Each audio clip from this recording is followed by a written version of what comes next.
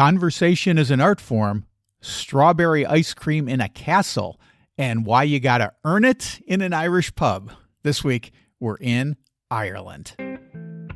Traveling the world to bring you delicious dishes, tasty beverages, and interesting experiences. This is the Destination Eat Drink Podcast on the Radio Misfits Podcast Network. I'm Brent Peterson. Welcome to Destination Eat Drink, the travel podcast for foodies. Destination Eat Drink is the place for foodies who like to travel and travelers who love to eat. And this week, we're celebrating St. Patrick's Day in Ireland. But first, take a minute to rate and review the podcast. You're helping me and helping other foodie travelers find the show. And if you're planning a trip to Portugal or Spain, my foodie travel guide ebooks are your best bet for finding the best things to eat and drink and the coolest things to do. Lisbon, Porto, Seville, San Sebastian, they're all here at buymeacoffee.com/destinationeatdrink. Browse around and I'm sure you'll find something that tickles your fancy. Okay, dark hedges, how to tell when the Irish like you, fun pubs, I'm starving, so let's eat. Destination Eat Drink.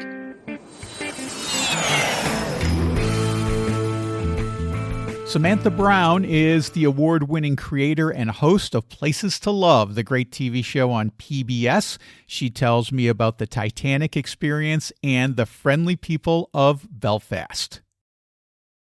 I feel like Belfast is kind of having a moment right now. A lot of people are talking about Belfast. You know, maybe 15, 20 years ago it was all about Dublin.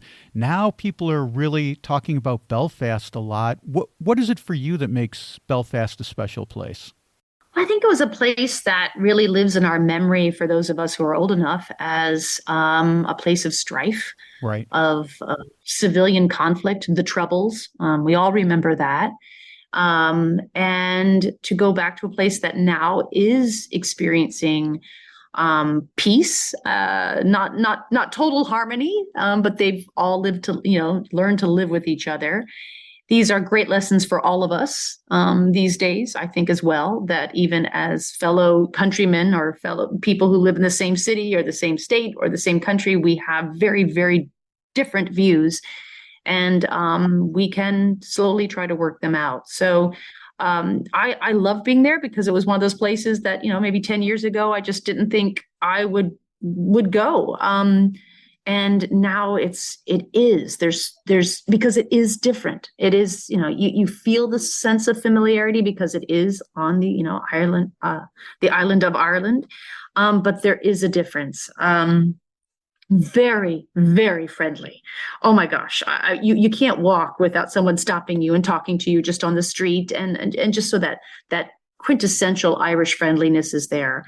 But they have, I had no idea that that's where the Titanic was built. So the Titanic was built there. And I mean, everything from the carpets to the furniture to the ship itself was built in Belfast. And so you hear from them, they have a wonderful new experience, a Titanic experience. It's not really a museum. It's more of again, an experience of the Titanic where you really learn about how it was built here, there. And it's just wonderful. And you realize that what a shock that was to see that ship go down. And we always know because of movies, we always think about the ship as it sunk, but we don't think about the ship as it was being built and the pride it gave an entire city and what happened to that city when it sunk. That we actually got to talk to a granddaughter of a joiner of the Titanic. He was built to, do the carving the wood and the banisters and all the beautiful woodwork you see.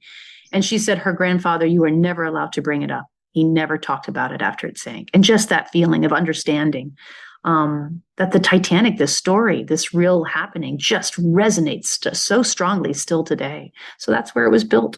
And then through that, the shipbuilding, you understand about this entire city's incredible industrial prowess. It was such a strength, and how that went away. But now coming into their own is just this vibrant city of music, of art, of course beer and all those things. So it just feels feels familiar, but it's different. And I think that's what makes it really fascinating to a lot of people. What kind of food did you enjoy in Belfast? There was a few restaurants that people all gravitate towards. And we specifically, Brent, don't go to high-end restaurants because we feel like that just knocks out a lot of people who all they have is the budget to travel. And we can find some of those experiences in more in just mom and pop kind of places.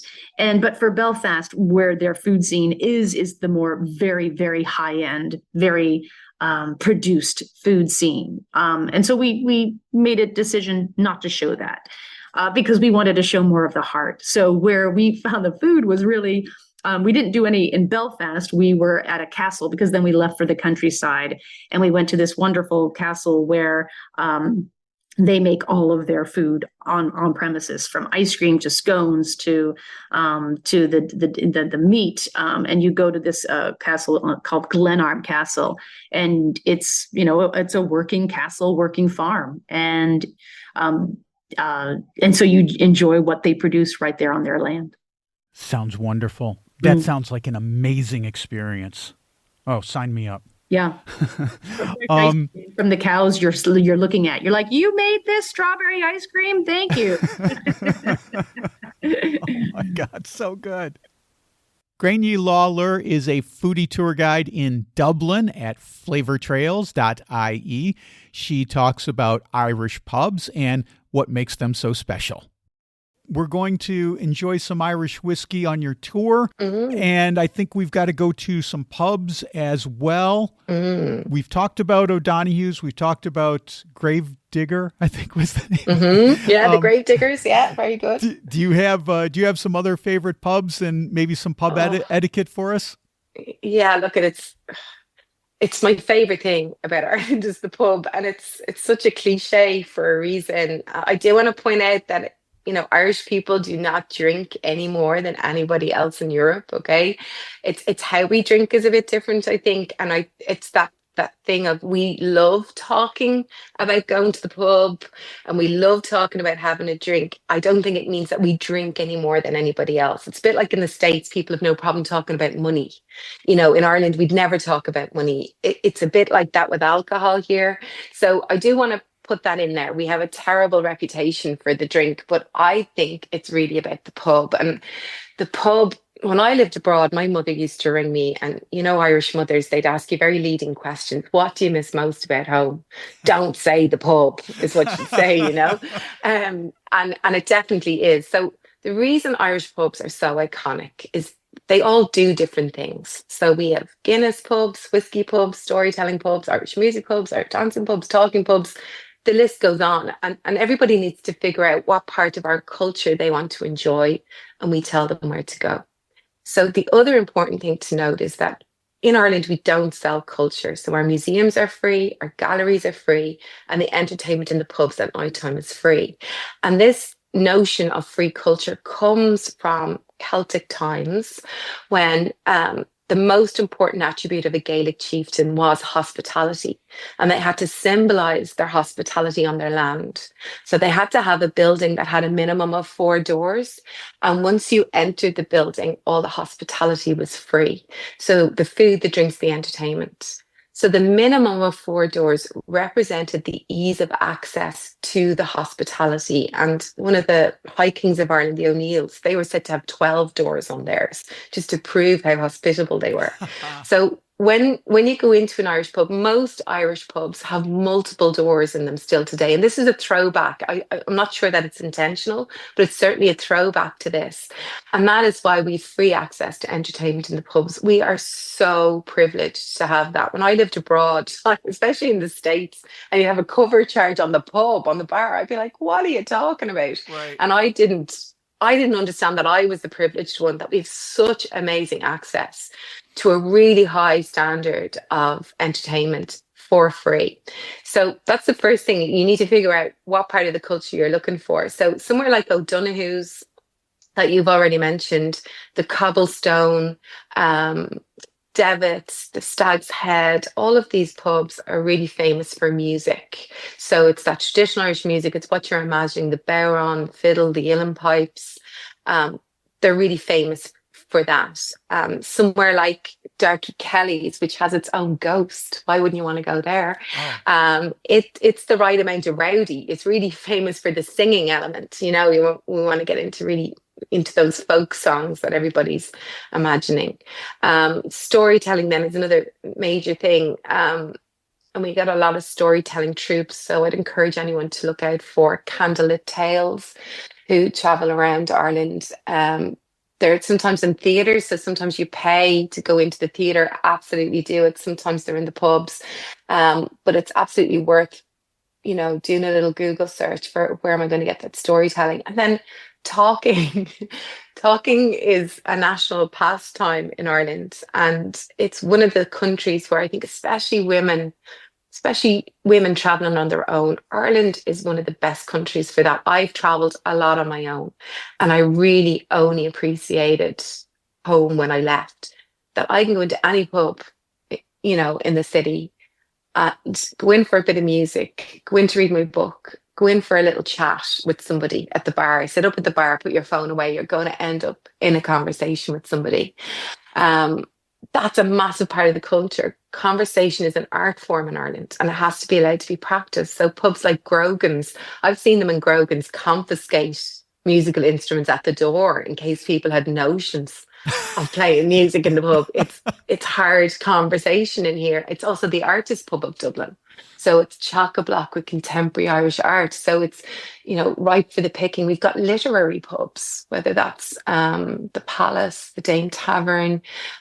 So we've 4 Nobel laureates for literature out of Ireland. And, where did they influence each other? In the pubs. So that's it. It's absolutely, people say, if I could only do one thing in Dublin, what would it be? And I'd say, get some music in the pub. That's what you got to do. It's such an important part of the culture, and it's alive and it's thriving. That's the other important thing. And it's old and young people in the same space. That is what the feedback I'm getting. I'm almost immune to it now. And I can't believe the amount of people that say to me, Grania, old and young people sitting down together in the same space. You really don't get it to this extent anywhere else. And it's an amazing experience because, like you said, you don't, this stereotype that everyone's drinking.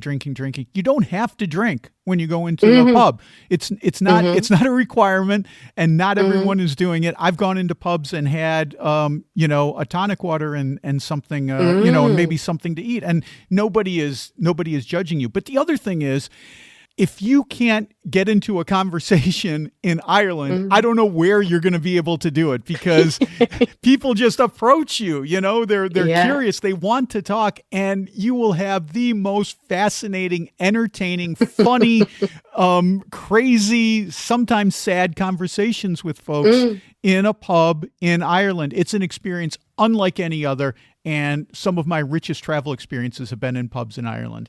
100%. And I also say I get shocked sometimes at the amount of people that say to me, oh, we were out in the pubs last night, but they were all very full, so we didn't really go in. I'm like, lads, you gotta earn it. You have to invest in the pub, and your investment is time and effort. So you elbow your way to the bar, you get your drinks, you stand up against a pillar or the wall, and you eyeball everybody in the pub. And eventually, like, body language is everything here. We communicate in all levels in Ireland. Somebody will give you a wink, and that means we've acknowledged you're looking for a seat. We're leaving after this one. They might take your coat and put it on the chair. I've never stood in a pub all night if I didn't want to. I've always gotten a seat within 10-15 minutes, because it's very much a movable feast. You might be going into one pub with people after work and you're having a drink with them, and then you're heading up the road to meet your uncle, for an hour, and then you're finishing up in the pub with your friends, kind of thing. These things are very movable. So don't be afraid of all the people. Go in and invest in the pub. And places like I've mentioned it already, Grogan's, they're amazing. You go in, the minute you order your pint, they're scooching people up to say, move up there now. There's loads of room for 2 more people in there. There's no such thing as personal space in Ireland, that's for sure. It's not for the faint-hearted, and you do have to understand, I suppose you talked about etiquette there in the pub. there is a little cultural anomaly that you do need to be aware of. Like the single most important thing to Irish people is the crack, and crack is not what it is in North America. Right. Crack is like mischief or fun. It's like it's saying, the most common saying is "What's the crack?" And it's like saying "What's happening?" with a wink. So we're trying to figure out, is there any mischief in you? And how we might try and figure that out is we might insult you a little bit. So the more we insult you, the more we love you. So I might say to you, "Where did you get that sweater?" And you say, "Same place you got yours." And I go, "Oh, there's a bit of crack in him." Whereas if you went, "Oh no, do you not like it?" And we go, "Oh, that poor fella's very hapless over there. We better leave him alone. He's not going to be able for us. So the crack is really important, and you sort of need to be a little bit ready for that. So if somebody comes up to you and insults you a little bit, it means actually they want to get to know you. They're test driving you out a little bit to see, will you be able for the full conversation? Well, I'm from Chicago, so I feel right at home, Well, if you come to Ireland more than once, it means you're used to it and you're not afraid of us. Pip Jones is a travel writer, host of the Travel Goals podcast, and the creator of Pip and the City. She tells me about film tourism and the fascinating Game of Thrones sites in Ireland. What a lot of people don't realise is that 80% of Thrones was actually filmed in Northern Ireland. Okay. Let's talk about Northern Ireland, because I read that. I've read your articles about Game of Thrones, and I was like, oh, I've never seen anyone talk really about Northern Ireland as far as Game of Thrones. I see Iceland, Croatia, and Malta mentioned time and time again, but not Northern Ireland. So tell me about that a little bit, Pip. Well, again, it's a perfect setting for film tourism, especially for a fantasy show, because it's got all those enchanting landscapes, isn't it? It's atmospheric hills and kind of the raging ocean, crashing against those gorgeous towering cliffs. I just think it's a brilliant place. But yeah, most of the series was filmed there. Production was also based there as well. And there are so many tours now. You can go on a self-guided tour. You can take your car over on the ferry, as we mentioned, or you can rent a car. You can go on like a Game of Thrones road trip, which is what I'll be doing in April this year, and visit all those locations. Or you could arrive somewhere like Dublin and book a bunch of tours. So, there's lots of different tours which will take you to the different locations. There's the studio tour in Northern Ireland, in Banbridge, where you can actually see some of the sets and the costumes and the props from the series. But some of my favourite locations to visit in Northern Ireland include the Dark Hedges. Have you heard about this before, Brent? I knew about the Dark Hedges, removed from Game of Thrones. I mean, it was a pretty well-known attraction before Game of Thrones came along, if I'm not mistaken, because I've seen pictures of it for years and years and years.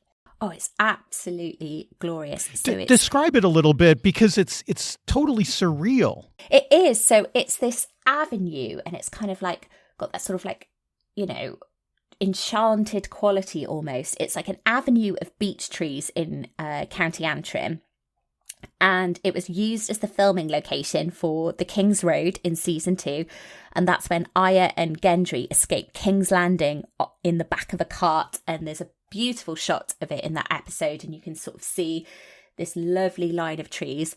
Unfortunately, Storm Gertrude kind of wrecked a lot of the trees in 2016.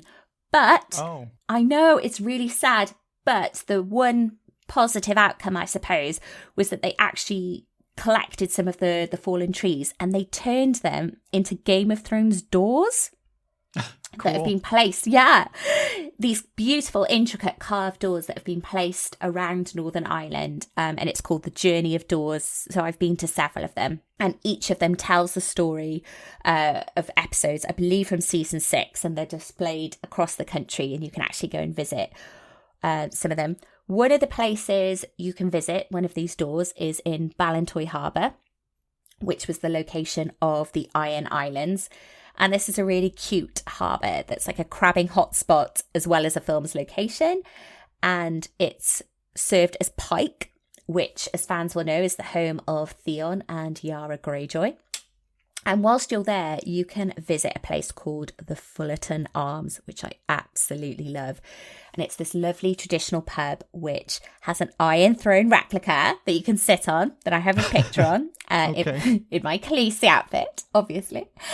And they've also got one of the Thrones doors there. I believe it's Thrones Door 6, which focuses on Drogon, and that's Daenerys. She's the mother of dragons. That's her most aggressive and fearsome dragon.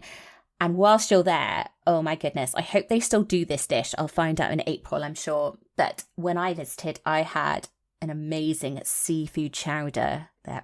Because obviously you can get quite a lot of really fresh, nice seafood in Northern Ireland and in the Republic as well. So if they're still doing that dish, which I hope they are, make sure to have the seafood chowder there with their homemade bread. It is absolutely divine. That is something to do. And Pip, you've always got the greatest pub recommendations. I mean, if I'm thinking of going to a pub anywhere in the UK or Ireland, it's like, talk to Pip because she knows the places, man. Okay, that's Pip Jones. You can read her work and listen to her podcast, Travel Goals, at pipinthecity.com. And I've got links to my other guests as well in the show notes. Grania Lawler's Flavor Trails is at Flavor Trails. That's FLAVOUR trails.ie. And Grania, you'll be here for more talking about Dublin in a future episode. I'm planning on having that real soon. And Samantha Brown's Places to Love is at samantha-brown.com. Well, that's it for this week. Happy St. Patrick's Day. Next week, we're in Phuket, Thailand for a Hokkien noodle crawl, tea leaf salad, and Mom's Amazing Gang Sum. Don't miss that. Until then, get your foodie travel fix at destinationeatdrink.com. I just posted a new story.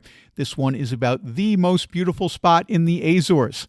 And there's plenty of pictures for you to see as well as the story to read at destinationeatdrink.com/blog. I've also got a brand new video. This one's about my favorite city in Belgium, Ghent. I do a chocolate crawl there. Belgian chocolate in Ghent, so good. See that by clicking on the video tab at destinationeatdrink.com or by going to my YouTube channel. That's youtube.com/@destinationeatdrink946. And if you're planning a trip to Portugal, my Foodie Travel Guide ebook is your perfect companion. 17 cities and towns with the best things to eat and drink and things to do in places like Lisbon, Porto, the Azores, as well as spots like Sintra, Braga, and Aveiro. All that for just $9.99. You can get that as well as all my Foodie Travel Guide ebooks at buymeacoffee.com/destinationeatdrink. Destination Eat Drink is distributed by the Radio Misfits Podcast Network and Ed Silla. Thanks, Ed. I'm Brent Peterson, and I'll see you down the road. Join us next week for another culinary adventure on Destination Eat Drink, a presentation of the Radio Misfits Podcast Network.